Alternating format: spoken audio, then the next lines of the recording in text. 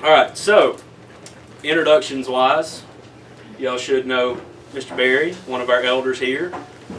His answer will obviously be more important than the other two's, so pay attention. And his wife over here. Would you like to introduce yourself any more than that? I think everybody knows me though. All right. Yeah. Well, this is Chasten Hughes. Chasten is my oldest friend, I think. When did they get married? She and Kendall. We were in second grade. Second grade. Oh, So his uncle married my aunt. So we're not related, but we might as well be. You want to introduce yourself a little bit? I'm from Tremont, Mississippi, and I attend at the Tilden Church of Christ, which is just outside of Fulton, Mississippi. That's all I got. Yeah, that's my wife. Don't worry, I've done the same. She's the one at the end right there. Not to do it. Yeah. Her name's Hannah. Yep. All right, and this is Rodney. He's actually probably my second oldest friend. When did we start playing ball together? Me happy with grasshopper. Yeah. And his wife, Laura, is basically my little sister, so I'm very mean to her. That is true. Pray for her. It's probably mean to y'all too. But anything else you'd like to add? We're gonna call her out. I promise not to embarrass her. My wife's You're over already here. doing On purpose. it. You're already doing it. Yeah, sorry. I'm just kidding. I'm from Fulton. We attend Fulton Church of Christ. That's about it. Okay. All right, so they can get to know y'all a little bit better, we'll start off with the first question. How and when did you meet your wife? Whoever wants to take it can run with it. You go ahead. Well, I probably met her in the early 50s at the old Church of Christ here in Ripley, but I didn't really know her because we went to Beach Hill most of the time, and then when I was growing up, we went to West Ripley, and Chris always came to Ripley here, and I went to Blue Mountain during my early part of my high school years, but I came to Ripley my senior year, and that's when I really got to know Chris, and we got to be friends, and things kind of went from there. I'll start out by saying my best friend, Jonathan Bates, I actually married his sister. We were, about 7 years ago, me and him was headed to Tupelo, and she was in the back seat, and we were headed that way to drop her off for a date with a different guy. And, lucky for me, that date didn't work out. So afterwards, we started getting to know each other, and I found out how awesome of a person she was, and yeah, the rest is history.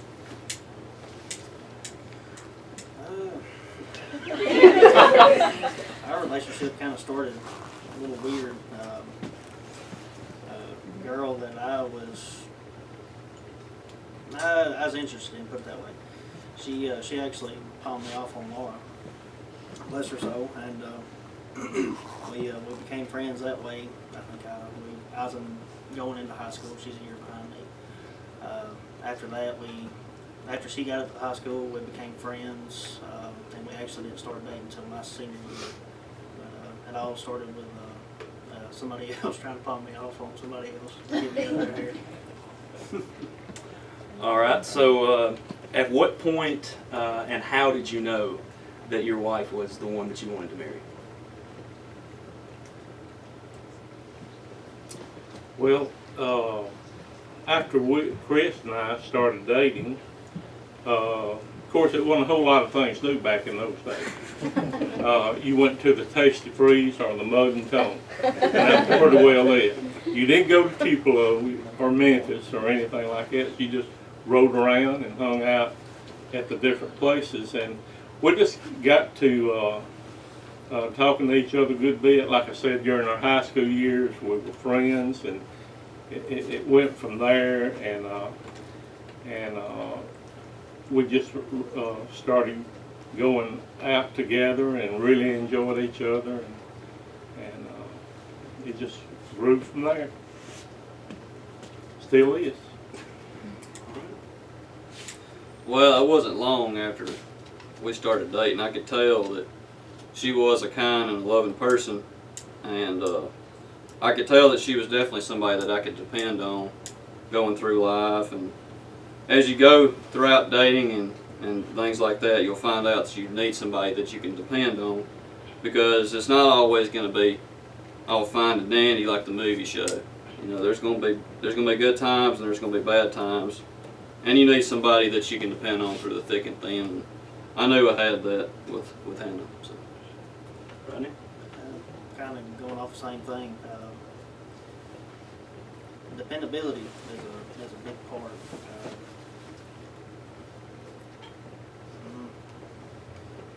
Trying to figure out how to word it.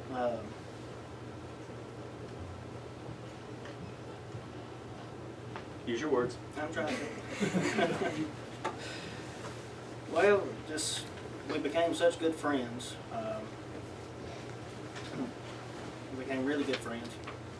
I got to know her a lot more on a deeper level, on a spiritual level. She actually got me into the church. After that, it kind of took off. She was my rock. She kept me on straight and narrow. And from then on, I think we've been dating for about 4.5 years before I finally decided that she was the one. And I worked my tail off to buy the ring, and that's that.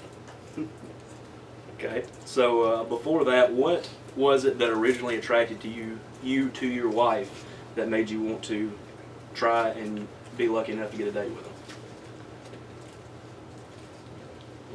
Well, for me, she is just a really nice person to be around, and we had fun together. We enjoyed. When I wasn't with her, I wanted to be with her, so it just grew from there. And she was just kind and sweet, and she's a Christian, and that made a big difference right there. Well, everything about her looks, I guess. You know, her two things that really got my attention was her smile and her eyes. But one thing that I think of more than anything is the fact that there never was an awkward moment with her. She was so easy to talk to, and I just loved being with her.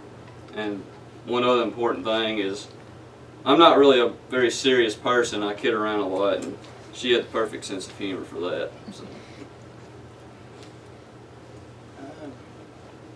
Personality. I thought she was beautiful. Still think she's beautiful. She disagrees with me half the time on that, but yeah. What do they say goes on this? What? What? Oh. Personality, character. I wasn't the type that would, even before I got to the church, I wasn't the type that liked to go out on the weekends. A lot of my friends like to go out and do a lot of things that weren't necessarily right, and I just wasn't a part of that crowd. And with her, our quality time is really what attracted me to her. Going to the movies, going hunting, you name it. Which I still haven't taken her fishing, and she still holds that over my head. But just anything we did together, I just, anytime, like he said, anytime that we were apart, I wanted to be with her, and that's really about it. All right. So, wives, if y'all want to jump in at any point, that's kind of some factual stuff, but we're getting into more opinion questions now, so you can, tell them what their opinions are. First opinion question: should you only date someone with the intentions of marrying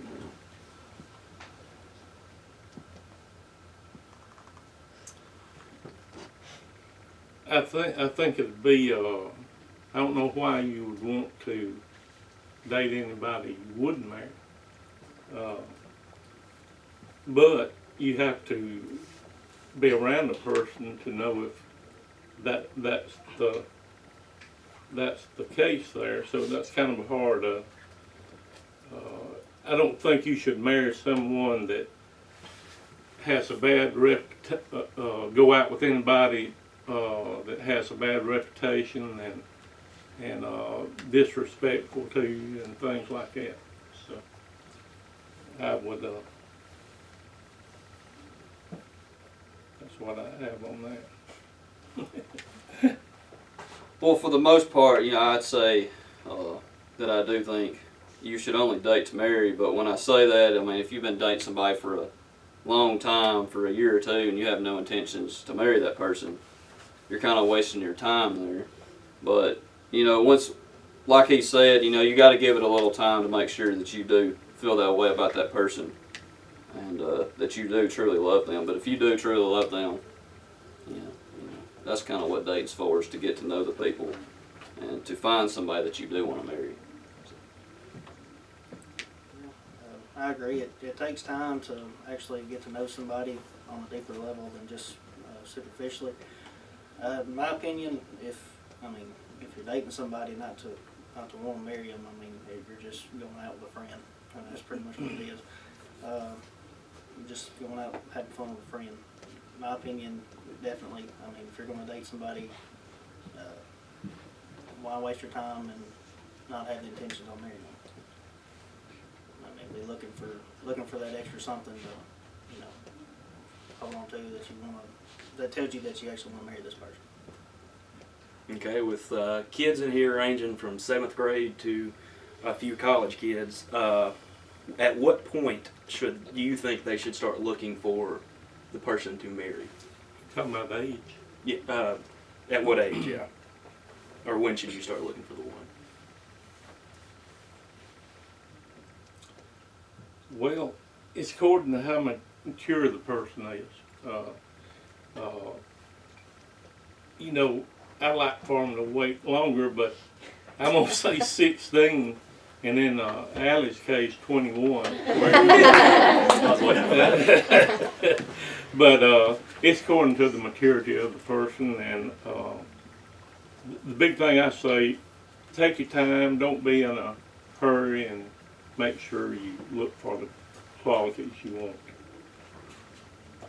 Yeah, kind of like what he said, you know, depending on the maturity of the person. And I can't really say an age, because that varies from person to person.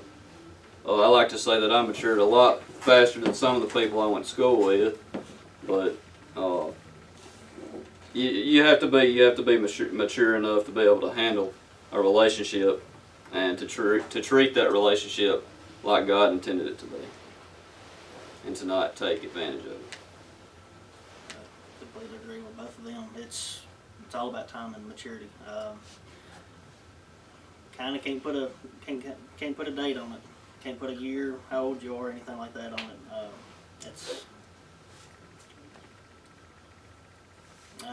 I've got friends or high school friends that they're not mature enough to even consider settling down right now. I've got some that are younger than me that have married and moved on, started a life. I myself found myself mature. I had the way that I was raised, I had to mature early. I felt mature enough to handle it, and Laura agreed, so that's kind of why we got married. All right, so not necessarily a number put on it, but a maturity level. Yes. Is there, put y'all on the spot a little bit, this wasn't on the sheet, but is there anything y'all can say toward that maturity level, at what point you know that you might have reached that maturity level? Stop causing a problem, Laura. It's making it nervous. I'm embarrassing her. It has a lot to do with how much you matured with your relationship with God. Yeah, when you've read the Bible and you understand how you're supposed to treat that kind of relationship, and yeah. Anything else to add on that? Repeat the question. At what point do you know you're mature enough? One good marker is if you know that you can put the other person's needs over yours, not being selfish. In a marriage, especially, let alone a long-term relationship, there's a lot of give and take. Mostly a lot of give. You've just got to be able to not necessarily put your wants and dreams on the back burner, but you've got to know whenever you got to know how to level it out. As a teenager, late teenager, mid-teenager, middle-aged teenager, it's kind of hard to fathom that. I mean, you've got your whole life ahead of you. I mean, you're young at that age. You can conquer the world. You're 16, 17 years old. But knowing when it's time to settle down, put the other person in front of you, that's a good marker, a good indicator. I just put them on the spot. I didn't tell them I was going to ask that, and that was 3 really good answers. All right, so the next question we got here is, does age make a difference, or does it matter very much? Difference in age. Gosh, you'll go first. I hate to jump out there with that. I'm 3.5 years older than my wife, and when we first started dating, she was 19, and I was 19, she was 16, and you know, people talked about it, and I'm sure a lot of people thought that was weird that a 19-year-old was dating a 16-year-old, but here we are, 7 years later, happily married, and also, you know, I got a cousin that is 13 years younger than her husband, and I think she was about 18 or 19 when they met, and now they're married and have 4 children.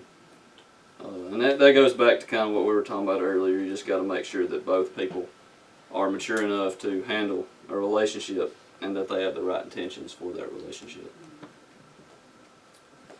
Age really doesn't matter. Well, granted, I'm only a little over a year older than Mara, but I've got an aunt. Her husband, my Uncle Sean, he's only 4 years older than I am, which my aunt was about 12 or 11 whenever I was born. But anyway, not really a big deal on the age. I would have no problem modeling our marriage behind theirs. I mean, they're just a great match. He's head over heels for her. She's head over heels for him. He respects her. She respects him. They've got a good, solid relationship. And the biggest part of that is because their relationship was founded on God, on His love. And they exemplify that every week, especially with their kids. It's a very good answer. The only thing I'd say might be a problem is it's like if you had a situation where a senior in college is dating a freshman in high school, that's a little bit too much experience right there, I believe.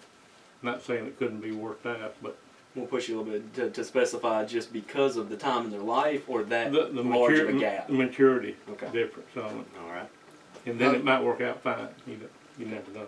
Yeah, I think it would have been a little different if I was younger than her, because I'll just go ahead and say it, women mature faster than guys do, and I just happen to be the older one, so I'll just go ahead and say it. Like you say. When I was 16, I was not ready to get married, or I wasn't even ready really to date anybody. I was more worried about what I wanted to do and what I wanted, but she had different intentions. All right. Good answers there. The next question is probably the most requested question that I've had so far, so you better have good answers on it. Should we date someone outside the church? Well, I mean, if you didn't, I wouldn't be here right now. I mean, to be honest. I grew up Baptist up until I was about 14 or 15, and I kind of quit going to church there for a while.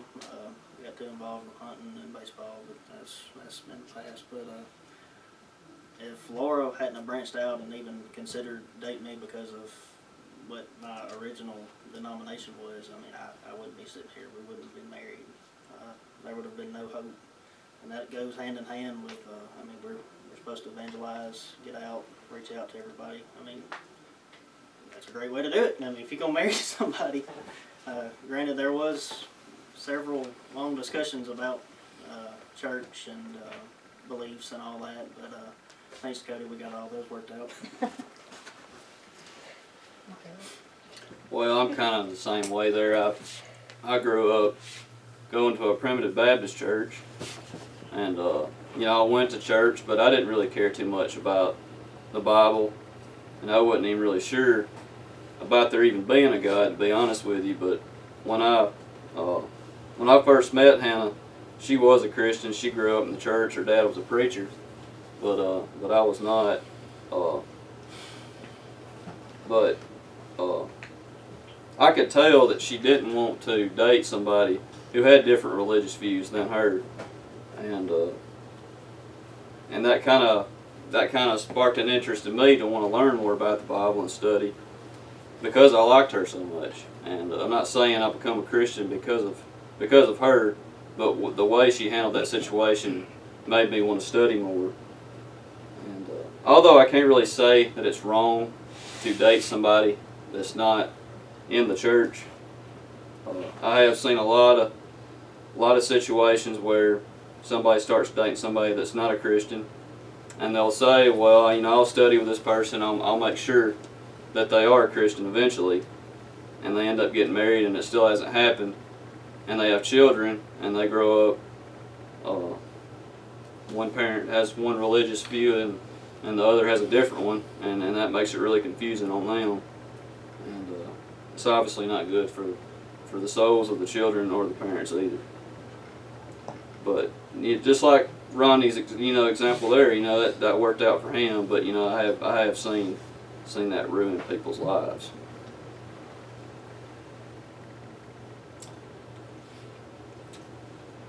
I agree with these guys here that if that was the fact, like we have an elder here that wasn't raised in the church, and deacons, and now they're very strong leaders in the church, and Chris has 2 uncles that was outside the church, and they were elders for a long time, so a lot of good can come out of something like that. To agree on what he said, that if you can, it's a good thing to date a member of the church, no doubt about that, but it doesn't always work out like that. And and what he commented on, if you're going to date someone outside the church, it's better to have that figured out religious-wise before you marry. Okay, so kind of going off what some of y'all said, and y'all two being two that brought them into the church, I'd love to hear from y'all also, but should you even entertain the idea of marrying someone, even entertain it before they are members of the church, if they are not members of the church?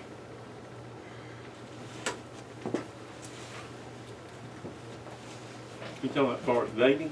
Well, as far as moving forward in the relationship Oh. to where maybe you're starting to look at marriage.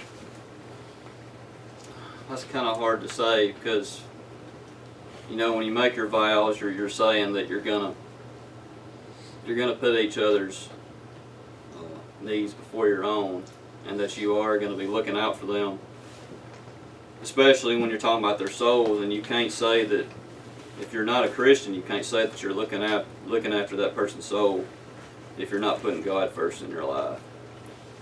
So I kind of say no to that. It's definitely something you want to figure out early in your relationship, which thankfully we did. I think we've been dating for 2 years, maybe 3 years at the most. When I was actually baptized in the church. But we butted heads over it a lot when we first started dating, and it got pretty intense several times. But it's kind of hard from my viewpoint. Whenever we were going through all that, it's hard to admit you're wrong. I mean, it's hard for anybody to admit they're wrong. Really, it was about, I'm going to pick on Laura, it was about how it was presented at first. We worked through it and we're all good now, but the presentation, I just wasn't crazy about how she come out and told me that I was wrong. She knew I was wrong. Laura is what you would call a hot head. Yes. I'm red-headed, okay? Yes, she Right. It definitely helped our relationship that we worked that out beforehand. Had we pushed it off, not talked about it, not talked through it, we got outside help. Like I said, Cody kind of talked with both of us at the same time. Not gonna say that we would be here today, but it would have definitely put a harder strain on us as a couple, let alone as a married couple. Well, it's a hard thing because, you know, I grew up going in that denomination, all my family, and when I found out that, you know, my religious views were wrong, it took me a little while to actually, like you said, it's not easy to accept when you're wrong, and it took me a little while to actually act on that. But sometimes it, you know, it just takes some people longer than others. Have anything to add? They did a good job. I'm gonna try not to throw my 2 cents in very much because it's about them, but I will say, you're hearing success stories with dating outside of the church. There are non-success stories with that, and you kind of have to pay attention to those. But you do get to hear some of the hardships that they went through because of that, and very, very glad they were able to do that. This one might be a little confusing. I hope we can present it in the right way, but do you believe that there is the one for everyone, or is there just a good match that you work at to make a good relationship? Soulmates, I guess, would be the question. Well, you have to work at any relationship to make it a good relationship. That being said, it was the one. Well, I don't know that I can really just say that there's the one. I'd like to leave that stuff for the movies. But, I mean, me and Hannah, we love each other a lot, but we do not always agree. And I've heard a lot of people tell me they've never had a single fight with their wife and this and that, and I just don't buy it. There's no way. I need You to know, lying. Huh? Somebody's lying. get Yeah. them to come in, and we need to talk to them. Yeah, I want to hear their answers on all this stuff, but you're gonna go through some hard times and you're gonna go through some good times. But it's all about finding the one that brings out the best in you, and finding somebody that's gonna support you. I believe there is the one. To me, or in my opinion, God knows, or God put everybody on this earth. I mean, He's already prepared you with somebody. Laura's definitely that match for me. She's stubborn. She's hard-headed. We fight. Sometimes I want to brush her or take her toothbrush and clean the toilet with it. This is the first She I've makes heard me of it. mad. But at the end of the day, I love her. You got to be quick to forgive. That's a big part of any relationship, is being quick to forgive. But we always joke. Neither one of us were supposed to be here, really. We kind of go into that a little bit. Long story short, Laura's mom had surgery. She was supposed to get pregnant. Boom, here comes Laura. My parents, I was the product of premarital relations. I wasn't supposed to be here technically, but we always joke with each other that God put both of us here for each other, and I mean that's to me that's the honest truth. I believe with all my heart that he put her here for me and me for her. She might not say it that way, but I will say Rodney's a lot like me, and this is the nicest I have ever heard him talk about Laura. Thank you. Thank you. All right. So obviously everyone's looking for something a little bit different, but as Christians, what qualities should people look for when they are looking for someone to date or to marry? Not everybody at once. You should look for somebody that's kind, that show you respect, that has a good relationship with God for sure, and someone that doesn't anger very quickly, and that they're not self-centered. And I'll leave the rest of it up to the other guys. Well, you want somebody that's devoted to God and somebody that's selfless and kind and someone who cares about the physical needs that you have, but more importantly, those spiritual needs that you have, and someone that just appreciates the person that you are. You don't have to change yourself for somebody. There's always going to be somebody there that appreciates the person that you are as long as you are living a godly life, and someone whose main goal is to get to heaven, because that's what it's all about in the end. Definitely Christian, that helps out a lot, starting off especially. You want to look for a good personality. In our case, a good sense of humor. Laura gets yelled at me because I joke all the time. You want to find somebody who makes you more yourself. You don't want to find anybody, or don't want to look for anybody that's going to make you into somebody you're not.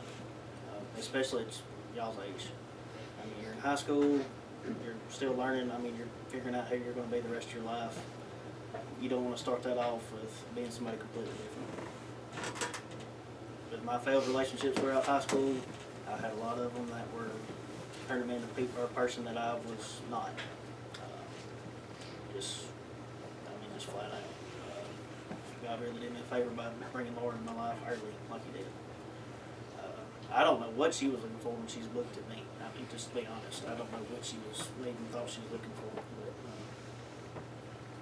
But definitely good personality, character, strong morals. All those things come in handy. So I will point out that one thing that was consistent across all three answers was at least somebody who loves God and has spiritual things in mind. We've already talked about should they marry inside or date inside the church, but at least those spiritual things in mind. Would y'all agree with that's kind of where y'all were going with that? Mm-hmm. Okay. So I'm going to go ahead and apologize to all three of you for this question, because this is the one that's going to get y'all in trouble. Did you struggle with doubts before you married your spouse at any point in your relationship? Well, we were only answering the motive questions.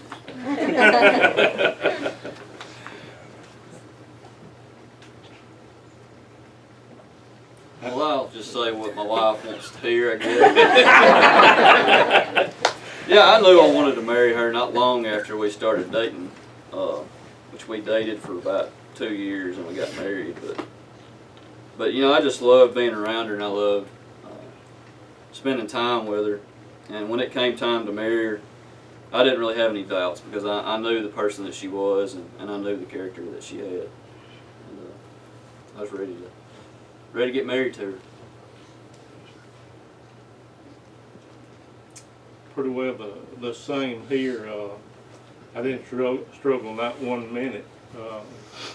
She was kind, and always it felt good being around her and knowing that she was a Christian, and together we could work toward going to heaven. And it definitely was not a struggle at all.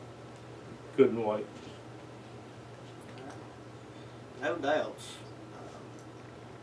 Of course, as the time got closer, really nervous. There's a difference though, in my walk of life anyway. She never gave me any kind of doubt whatsoever. As soon as I made up my mind that I'm going to spend the rest of my life with her, and she said I will, we stayed with it. She never gave me a second. Never made me have a second thought about it. I knew that I was going to spend the rest of my life with her. We were both going to be happy. What, for these kids especially, what are some of the red flags that they should look for in a relationship that kind of should send alarms? Being controlling. That's a big one that I think of whenever I think back to my past relationships. Until you find the right person, or the person you're going to spend your life with, you're going to have you're going to have some good relationships that fail, and you're going to have some horrible relationships that will obviously fail. I had several, or I wouldn't say several. I had a couple relationships during high school. You know, when you're young, you think you love somebody until you really get to know the person, and then you find out that you're two different people, and there's no way that that's gonna work. Laura was lucky enough. I'm gonna pick on her again.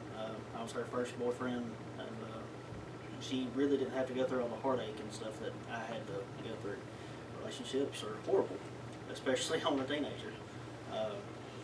For some teenagers, that's all they can think about is their boyfriend or girlfriend. This life is way more important at that age. I promise you. You've got so much more going on than having to worry about your potential boyfriend or girlfriend or your current boyfriend or girlfriend. Romeo, I'm pushing you a little bit.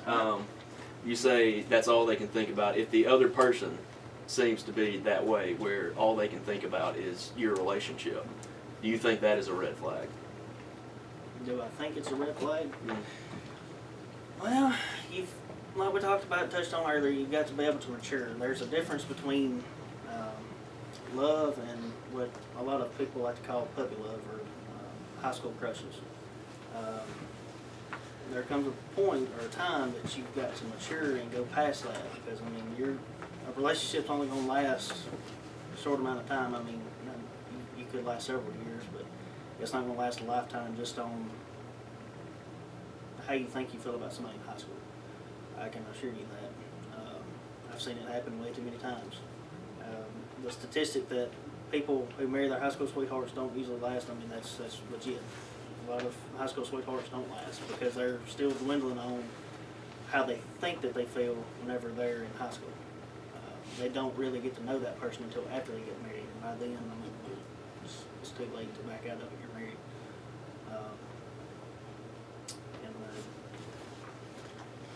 So basically, what I'm hearing is they're too dumb to know how they're feeling. No, it's not what I'm saying.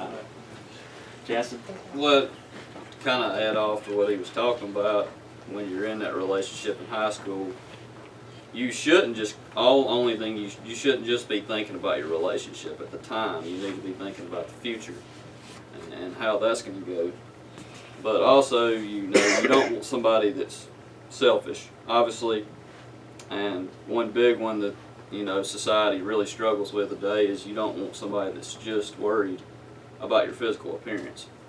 And that's hard for people to get around.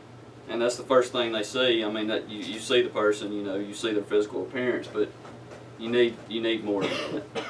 And you need someone who is serious about worshiping God. And it's not hard to tell somebody who actually wants to be attending worship service and who doesn't. And you need somebody that's serious about that. As far as red flags, I agree with everything these men said. Make sure the person you're dating shows you respect. They're not self-centered, like I said, and they treat you good. And you do not want to marry anybody that has an anger problem before you get married. If you see that pattern of anger or self-centered, and you don't need to deal with them. And definitely someone that's drinking all the time or drugs, or I know none of y'all would fool with anybody like that, but that's definitely a turn off right there. You need to stay away from dangerous stuff like that. And just mainly you want to get with somebody that is going to help you make it happen. Put it well laid. Chestnut, I think Hannah told me the other day, she was your first girlfriend, right? Yeah. Okay. Yeah, I wouldn't worry too much about dating in high school. Well, I was Rodney, hunting every day. I know you had some failed relationships. If you are willing, could you maybe point to some things that made those relationships fail? Well, at the time, the biggest thing, which I was at that time in my life where it's not that church wasn't important, it wasn't my top priority when it should have been. the girls in question, they, like I was talking about earlier, they were controlling, tried to turn me into somebody that I wasn't. They would, it's kind of hard to touch base on. It's kind of one of those situations you gotta be there. Biggest thing about the failed relationships in my life anyway, like I said, definitely the control issue. They didn't respect me, and I was really too naive to notice it, spot it. I was being a pushover. They took advantage of me as far as, well, just for one example, I had one girlfriend. She lived on the far side of the county. I lived in Dorsey, which is on the far west side of the county. Every time that I got a chance, right after baseball practice throughout the week, Friday nights, Saturday nights, I was going to her house. Well, I didn't have to bankroll that, but Mom and Dad did. They didn't like that too well. When she got to where she wouldn't come around, she said she didn't like how my parents were. I mean, my parents weren't the problem, it was her. But she didn't want the target on her back, that she had to act right in front of her, because in front of her mom she could act however she wanted to. That's where the control issue came in. That's just one relationship and I can think of. I think we'll stop there. You have anything to add to that? No, I'm good. All right.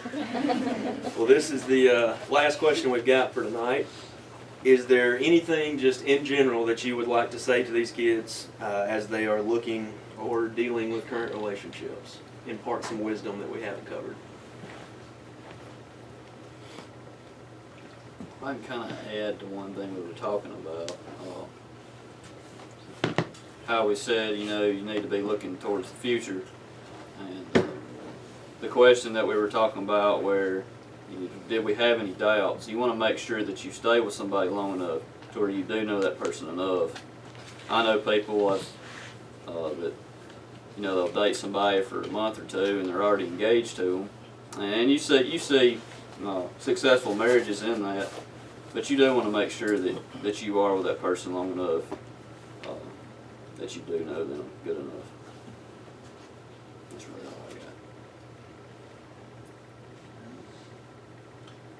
got. When you do start dating, one good thing y'all have going on here is the Ripley Youth Group, and you learn a lot by these classes you come to. I know y'all talk about different things, and when you start dating, some things I say: double date, go with a group. First date would be good to go to a youth activity here at the church. So just that'd be my advice. So I can pick on Yeah, you can pick up. Rodney?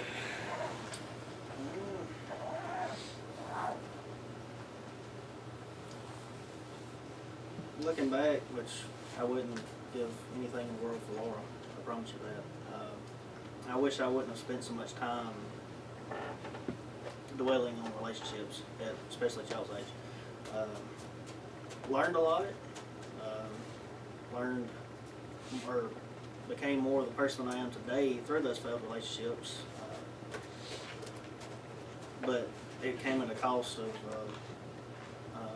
a lot of, like I said earlier, a lot of heartache, a lot of time that was wasted on a relationship that wasn't going to work. I wish I'd have spent more time focusing on baseball. I was a big baseball player, hunting. Don't know how many hunt trips I gave up just to go spend time with a girl that I'm no longer have anything to do with.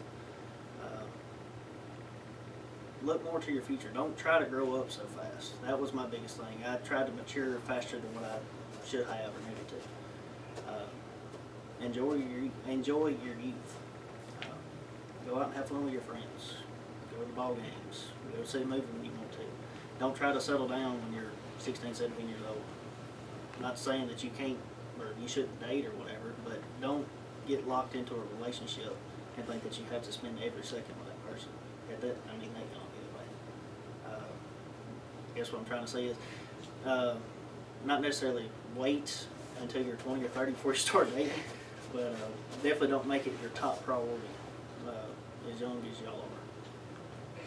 Don't do that. You'll thank me later if you don't. I promise you. You said you tried to mature too quickly. You think you tried to mature in certain things too quickly and not worry about other maturity issues? At the time before Laura and I started dating, yes.